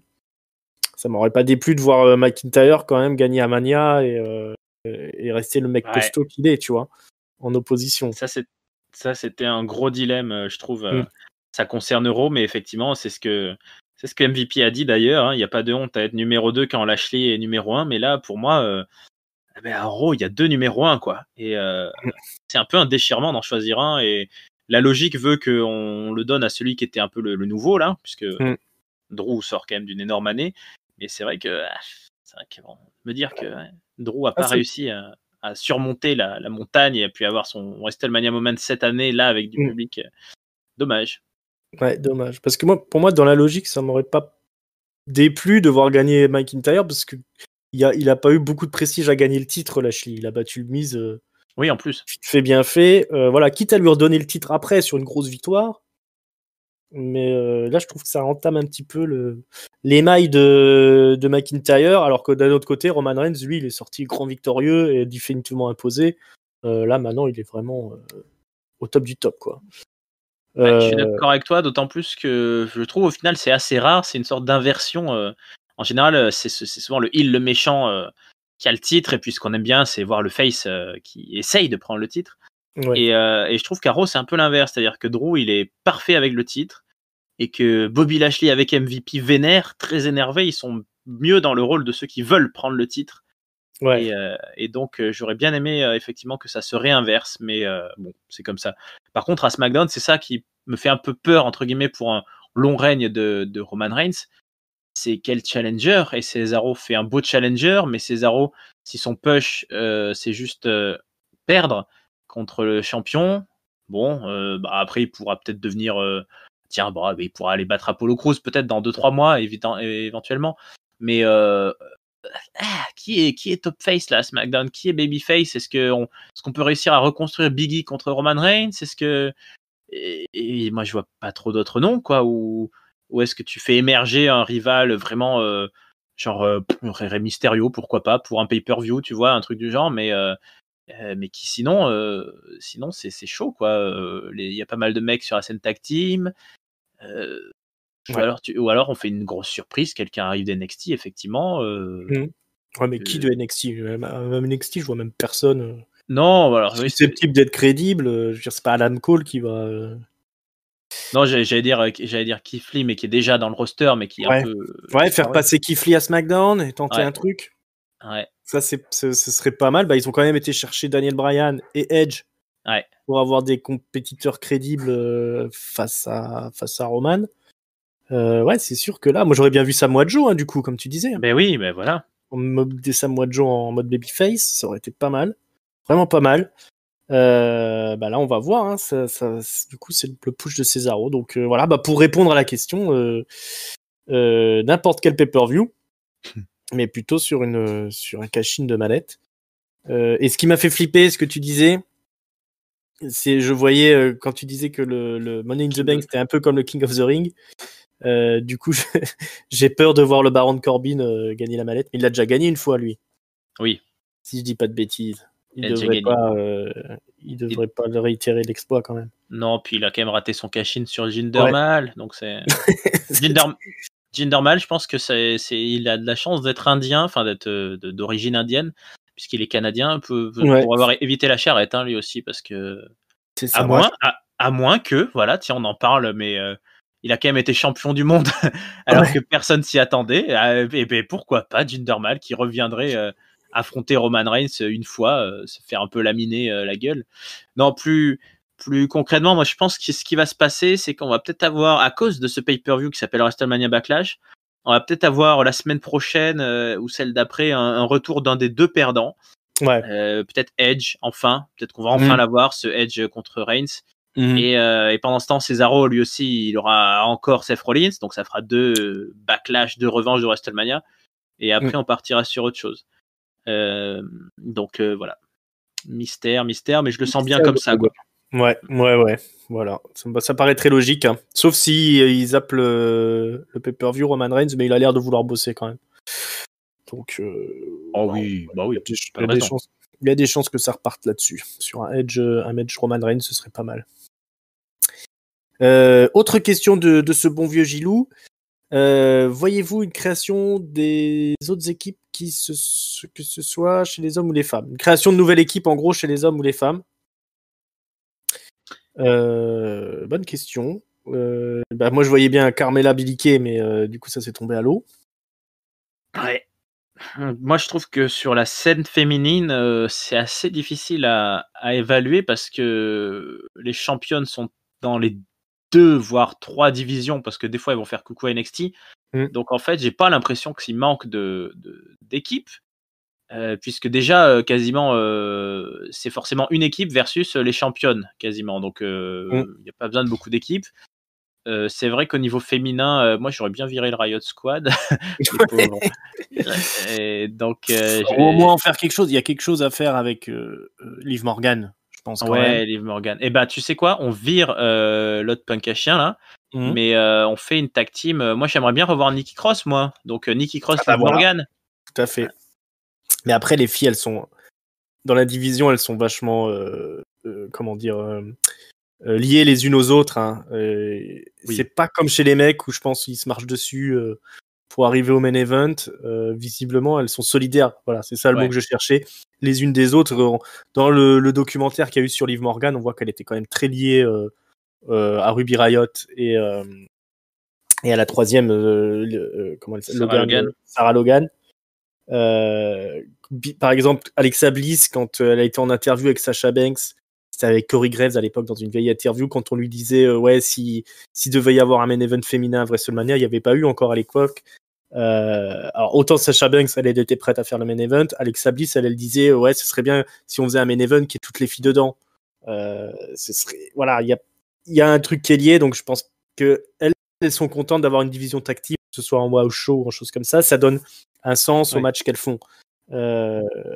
Mais du coup, voilà, si il sépare encore une fois Liv Morgan de l'autre punk à chien, comme on l'aime à l'appeler, elle sera malheureuse, je crois. Bien sûr. Et ça donnerait pas. On a même vu avec Billie Kay et Peyton Royce, hein, ils avaient pas l'air très joyeuses d'avoir été séparés. Ça reste un grand mystère, moi, cette décision. Hein. Ouais.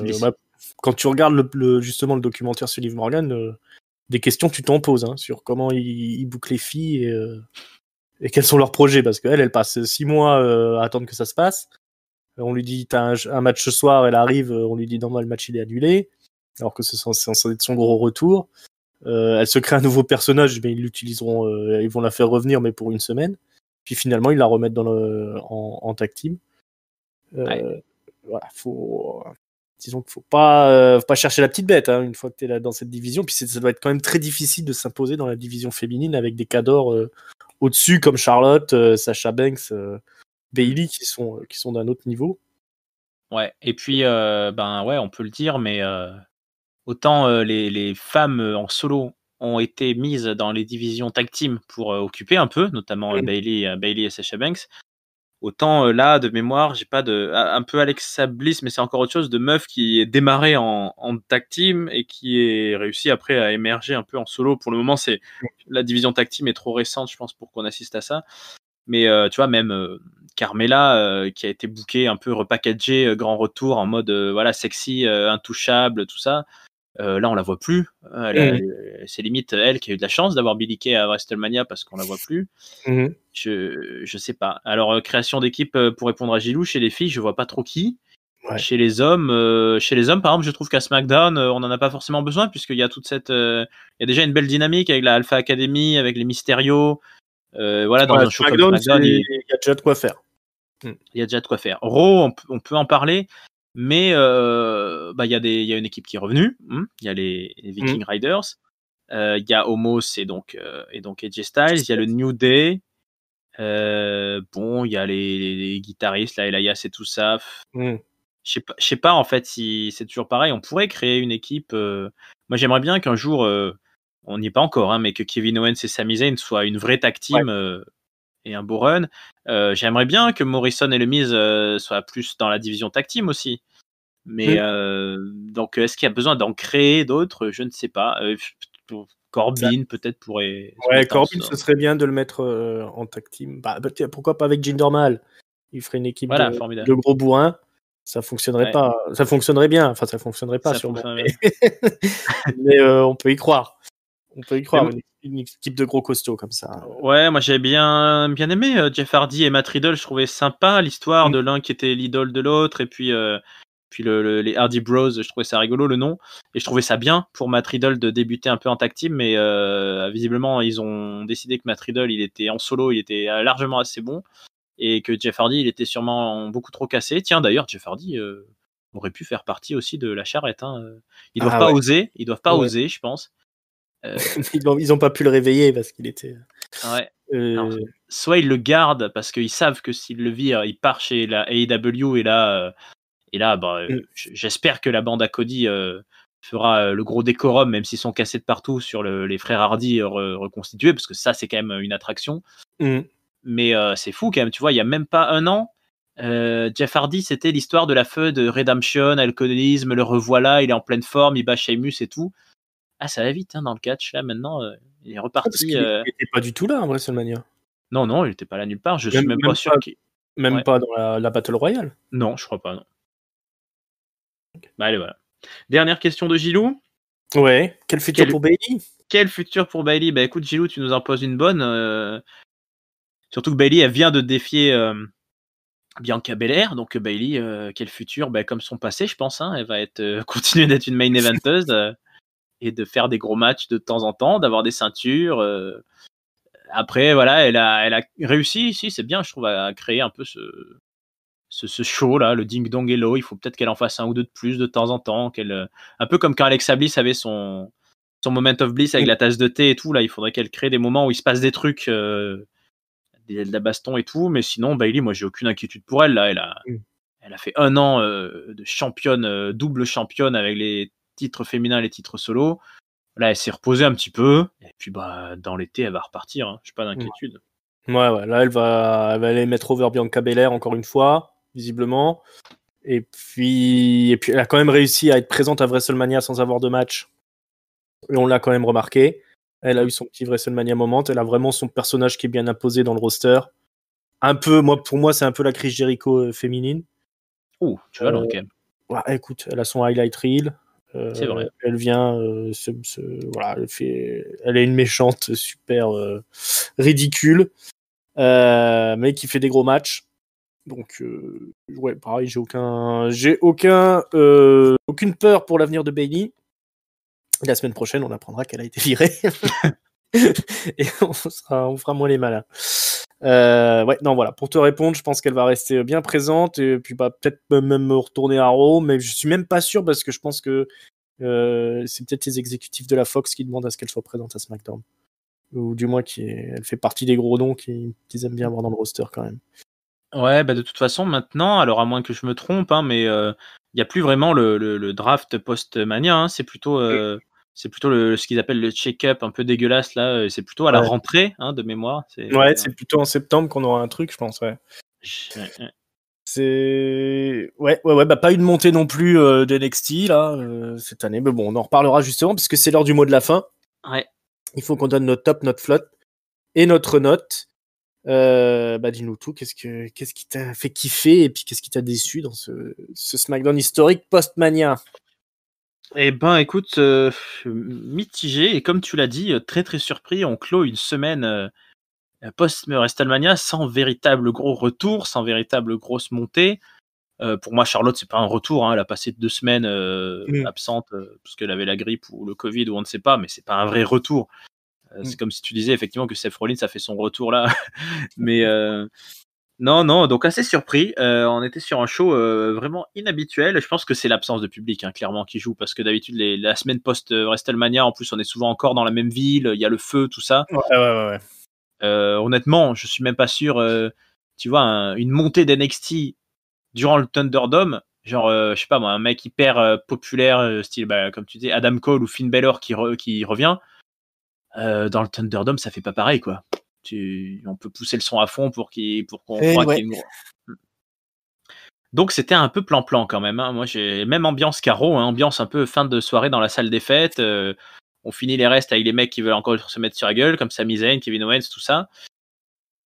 Moi, j'ai mis le top à la célébration de Bianca Belair, même si effectivement, ça n'a pas fait avancer grand-chose. Mais voilà, ça, j'ai trouvé que ça bien. J'aime bien quand il y a des vraies célébrations de temps en temps, c'est-à-dire pas celle où le heel intervient en plein milieu pour casser la gueule. Un vrai moment qui se clôt bien, un vrai hommage. Mon flop sera à Nia Jax et à son acting toujours aussi dégueulasse. J'ai mis la mauvaise note, la moyenne note de 2,25. La principale satisfaction du show, c'est Roman Reigns, toujours et encore, dans son acting et dans sa présence. Et la satisfaction de voir Cesaro qui va avoir un énorme emploi du temps, là, je pense. Donc, très content. Mais quand même, ouais, je sais pas, moi, je suis toujours un peu dans le feu quand c'est post-WrestleMania, parce que tu dis, ah, il y a WrestleMania qui finit, mais c'est encore un peu il y a encore des surprises, quoi, qui nous attendent. Et là, des surprises, ça a manqué énormément de surprises. Ouais. Donc, assez déçu quand même par cette semaine de post-WrestleMania. Et je me demande si, à la place d'une semaine post-WrestleMania, on va pas avoir une sorte de saison post-WrestleMania où on va peut-être avoir des petites montées d'NXT dans les semaines à venir, ou peut-être même suite au prochain pay-per-view, parce que s'il s'appelle WrestleMania Backlash, c'est peut-être le prochain pay-per-view qui va vraiment clore des rivalités et où on va enchaîner sur autre chose derrière, je ne sais pas, mais là, on n'est pas encore dans une vraie dynamique de nouvelle saison, je trouve. Hein. On a les mêmes beaucoup de feuds qui continuent, là, les Canadiens, les Rollins et Cesaro, les Mysterio, les tag teams, tout ça. Donc, il n'y a pas vraiment cette sensation de new season, quoi. Ouais, comme tu dis, ça ressemble à ça. J'ai pas l'impression que la saison a été clôturée avec WrestleMania. Et c'est un peu le reproche que je vais faire des tops et des flops un peu généraux. Vas-y, dis-nous. Comme général Aziz? Non, Commander Aziz, pardon. Commander Aziz, mais comme un general manager de SmackDown. Ouais, parce que il y avait rien de vraiment mauvais. C'est vrai. Il y avait rien de vraiment exceptionnel. C'est vrai aussi. Qui m'a bien plu, je vais dire, c'est la qualité des matchs en général. Je trouve que tous les matchs ont été bons. Même le Natalia Baszler, pour le peu que ça a duré, c'était efficace. Il y a eu du beau catch, il y a eu des beaux affrontements. On a été bien servi. Je me suis pas ennuyé, je me suis pas parti pendant les matchs, comme ça peut être le cas à NXT ou à la All Elite Wrestling ou même à Monday Night Raw, où les matchs, on les a déjà vus 100 fois, où ils sont trop longs, où c'est pas les bonnes personnes. Où voilà, là on avait des superstars qui s'affrontaient, c'était logique, et les matchs étaient tous vraiment très bons niveau technique.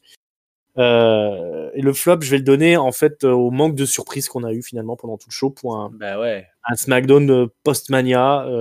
Je peux pas appeler l'arrivée de Seth Rollins une surprise. Non. Effectivement, et puis beaucoup d'absents. Voilà, donc pour moi, c'était pas un SmackDown du niveau d'un post-Mania, hein, tout simplement. Là, effectivement, comme tu dis, on va vers ce WrestleMania Backlash qui sera vraiment la conclusion des affrontements des feuds qui nous ont menés jusqu'à WrestleMania, et la road de WrestleMania n'était pas sensationnelle non plus. Donc on tire encore un petit peu sur la corde de quelque chose qui n'était pas terrible. C'est pas forcément bon pour la suite, mais bon, après c'était fait proprement. Si je dois rester sur une note positive, donc j'ai mis 2,5 au show. J'étais un peu plus généreux que toi, j'ai mis la moyenne. Parce que c'était le meilleur show, je trouve, de la semaine. De ce que j'ai vu, même si j'ai pas tout regardé en entier, je trouve que c'était le show qui était le mieux rythmé, avec les matchs qui étaient les mieux troussés. Ouais, globalement, je suis d'accord avec toi, c'est-à-dire que je pense qu'on serait beaucoup plus indulgent si c'était pas ce SmackDown-là, à ce moment-là de la saison, Mmh. et parce qu'on en attendait beaucoup plus et on a l'habitude d'avoir beaucoup plus. Sinon, c'était assez solide. Nous avons l'avis de Papy. Est-ce que tu veux que je le lise ou est-ce que tu t'en charges? Alors, si tu l'as sous les yeux, vas-y. Je l'ai sous les yeux. Parce que je l'ai pas, je sais plus, il faut que je le retrouve. Papy, nous avons parfois comme ça les avis des absents. Papy, lui, il a donné son flop, alors c'est assez étonnant, à une séquence, le UFO de Cesaro. Il a Bon, trouvé que c'était assez chiant, pire que Nia Jax qui tombe sur le cul, voilà, le UFO. UFO? Ouais, Ouais, ça me dit rien, je sais pas ce que je sais c'est. pas. Eh ben, Papy, UFO que tu nous en dises plus là, en commentaire. Et ben son top, lui, il aurait bien dit Pat McAfee justement, qu'il a trouvé bon. Il lui donne un bon point, il dit qu'il va se faire taper. Non, je vais pas te faire Ouais, taper, Tapi. Enfin, pas pour ça, mais peut-être pour d'autres trucs. Mais pour lui, c'était la seule nouveauté. C'est vrai que c'était un peu la seule nouveauté. c'est vrai. Mais c'est Et il vrai a... qu'on ouais. était un peu tous pas très satisfaits de Pat McAfee à NXT, même s'il était talentueux, on était tous pas trop contents de le voir un peu prendre le haut de l'affiche. Donc l'arrivée à SmackDown, moi aussi, j'étais un petit peu perplexe. Mais bon, comme on a dit en début d'émission, il est à sa place, quoi, Pat McAfee, donc tout va bien. Ouais, donc il est assez 2,25. Hein, il met Papy, il est assez mitigé comme nous. Il dit voilà, ça ressemble à un show de période creuse alors qu'on est dans la semaine qui suit WrestleMania. Il a l'impression que les auteurs étaient en vacances avec des histoires pauvres, des micros pauvres. En plus, il n'est pas content que ça soit Michael Cole qui devienne la référence technique aux commentaires, c'est vrai. De l'UFO à en vomir. Oui, bon, ça je vois pas. Bah, de toute façon, ça fait vomir, c'est fait pour ça, puisque ça tourne très vite, c'est normal, Papy. Des soucoupes Et volantes. ouais, voilà. Et après, il te rejoint sur la qualité des matchs et les affiches. Et Cesaro, parfait challenger de transition. Voilà, mauvaise semaine quand même, il trouve à la WWE. Alors moi, je n'ai pas vu NXT, mais j'ai vu Raw. Et c'est vrai que globalement, je suis bah voilà, ça m'a un peu douché parce que en général, j'aime bien là, ces petits desserts là quand on a mis le moment en mémoire. Hein, je pense des Raw et des SmackDown post WrestleMania. Qu'est-ce qu'on avait eu? On avait eu, moi je me souviens d'une Page qui débarque. On avait eu Ziggler qui a gagné un titre une fois de champion sur un Raw Postmania comme ça. qui ça? Ziggler, Dolph Ziggler. Ziggler, oui, bah le Miz aussi, qui avait battu Zack Ryder justement Ouais, quand ouais, c'est bon, les changements de Maryse titre. était revenue. Ouais, C'est pour ça que je voyais les Street Profits gagner, moi, cette semaine, je me suis dit. bah j'y ai cru, mais finalement non. Non, non. On a eu Kushida qui a gagné le titre Cruiserweight à NXT. Hein, si vous allez écouter la review, on vous dit tout là-dessus. Mais c'est à peu près tout. Et puis après ce match-là, le show s'est effondré. Bon, vous saurez tout en écoutant notre review de NXT. Désormais, toutes les semaines, on va vous reviewer NXT. C'est fini la baston du mercredi. Et petit spoiler, hein, je crois que Tonton vous fera une émission spéciale All Elite Wrestling. Il est en préparation. Ouais, pour ceux qui aiment. Ouais, donc ouais, bah comme tu dis, hein, il avait ajouté quelque chose encore, Papy, ou c'était tout? C'était tout. C'était tout, bah ouais, bah c'était une semaine ouais, très très pauvre pour la WWE. C'est le retour de bâton après WrestleMania, on s'y attendait, hein, on saurait que ça ferait mal. Mais bon, on note quand même, voilà, SmackDown reste le meilleur show de la semaine. Ça, c'est une variante qui ne change plus. Hein. Désormais, c'est le A-Show SmackDown. Grosse semaine. Alors, je sais pas combien a fait SmackDown. En tout cas, grosse semaine de ratings. Hein, parce que je crois que Monday Night Raw était au-dessus des 2 millions. Oui. NXT, du coup, ils ont fait 800 000 et quelques. Ce qui est genre 200 000 de plus que ce qu'ils font en moyenne. Et gros carton pour la All Elite Wrestling qui a tapé à 1,2 million sans l'opposition d'NXT désormais. Donc je crois que c'est une semaine où il y a eu le plus où les ratings ont été le plus haut pour le catch en général, hein, sur ce coup-là. Il y a que Impact Wrestling qui a fait une contre-performance. Oh zut. Mais bon, comme ils sont au ras des pâquerettes, ça change pas. Pauvre petit, ça ira mieux la semaine prochaine. Voilà, rassurez-vous, ça ne coûte pas cher comme émission de toute façon. Bientôt un crossover quand même entre la All Elite Wrestling et Impact, hein, c'est ce qui tourne un peu depuis quelques semaines. On aura Kenny Omega, hein, le champion de la All Elite Wrestling, contre le champion d'Impact. Samoa Joe. Non, tu le connais bien, c'est un ancien champion WWE. Ah. Cruiserweight. Rich Swann. Ah oui. Ah, Voilà. c'est celui qui tapait sa femme ou c'est l'autre? C'est ça, mais juste quand il devenait zinzin. Ah oui, mais il y avait c'est confond avec l'autre qui harcelait les femmes sur Twitter, ça c'était Enzo Amore. C'est une belle, j'allais dire, c'est une belle carrière pour cette ceinture. D'ailleurs, j'ai oublié de le préciser, mais juste avant le match Cesaro Jey Uso, on a vu Jey Uso parader devant le trophée André the Giant, sur lequel il y a marqué tous les noms. Et donc, on a donc pu voir Cesaro, le premier.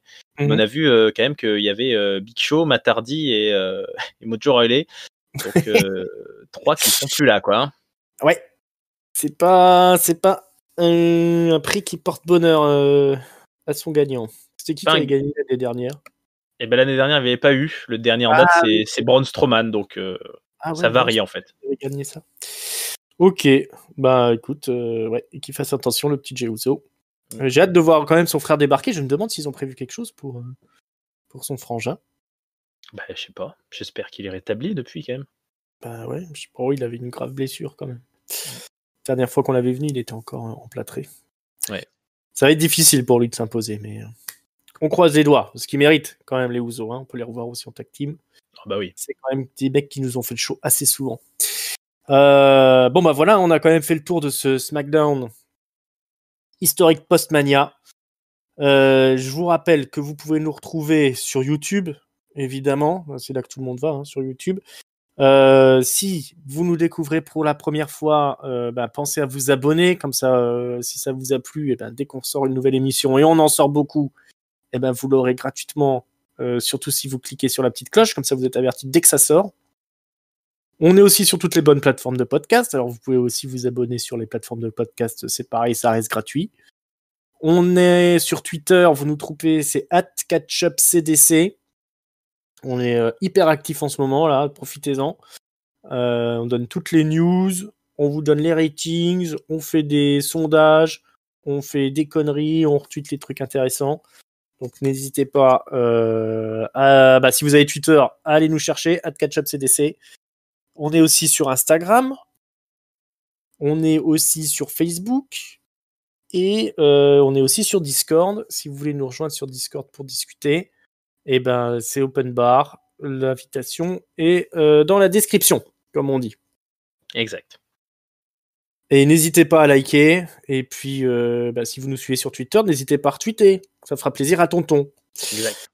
Mon bon Raph, merci beaucoup d'être venu. Ça m'a fait très plaisir de faire cette émission post-mania avec toi alors que j'étais grave en dépression. Ah bah écoute, je suis content d'avoir pu t'aider à remonter le moral. Là, t'as fait un tour sur toi-même un peu comme un UFO en fait, comme un ovni quoi.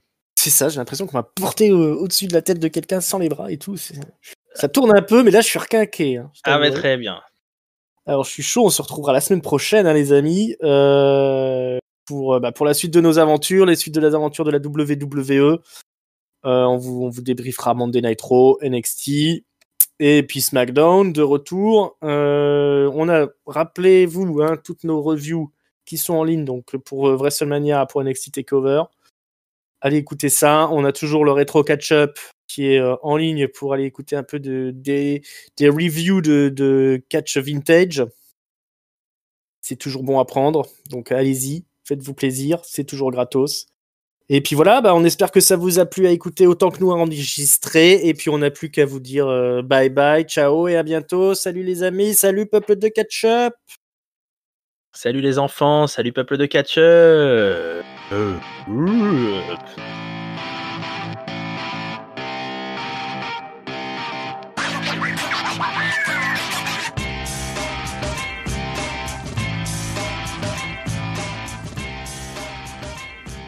Tu connais le UFO? C'est une prise assez impressionnante. Ah, il fait tourner, ouais. Tourner une caisse sur sa tête, quoi. Un peu comme tourner les serviettes. Un petit dédicace à Patrick Sébastien, finalement. Patrick, si tu nous écoutes.